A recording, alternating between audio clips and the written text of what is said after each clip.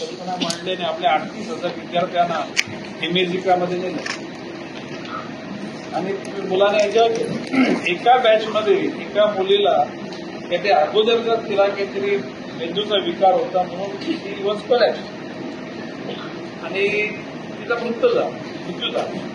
आता इमेजिकावाल्यांचा अभ्यास तर वाटत होती आणि त्या घटनेला वाटत ते 8-9 महिने झाले. बरे वॉट एव्हर त्याच्यानंतर मी आता श्रीकांत भारतींचा काहीतरी प्रश्न होता. मी श्रीकांत भारतीला आता ऑनलाईन त्याच्याशी बोललो मी की म्हटलं यामध्ये केवळ विद्यार्थी बुडाला नाही, कुठल्या राईडवर राईड घेतानामध्ये तो जखमी झालेला नाही. म्हटलं ते बोलले काय म्हणजे प्रॉब्लेम नाही म्हटलं काय लक्ष नाही घ्यायचं तशी करा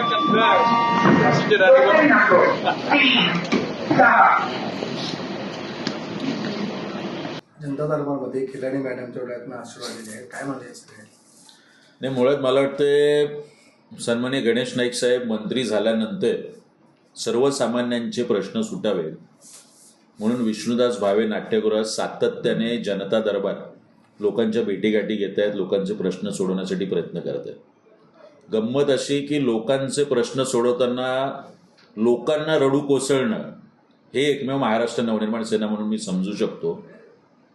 पण कंत्राटदाराची बिलं मिळावीत म्हणून कोणीतरी भारतीय जनता पक्षाच्या माजी नगरसेविका कंत्राटदाराला घेऊन येतात आणि त्याच वेळी शिक्षण उपायुक्त खिल्लारी मॅडम यांच्या डोळ्यात अश्रू येत आहेत. महानगरपालिकेच्या अधिकाऱ्याच्या डोळ्यात अश्रू येत असतील तर हे माझ्यासाठी प्रचंड आश्चर्यकारक आहे. एका मुलाचा मृत्यू झालाय सहली दरम्यान, त्याची चौकशी पूर्ण झालेली आहे.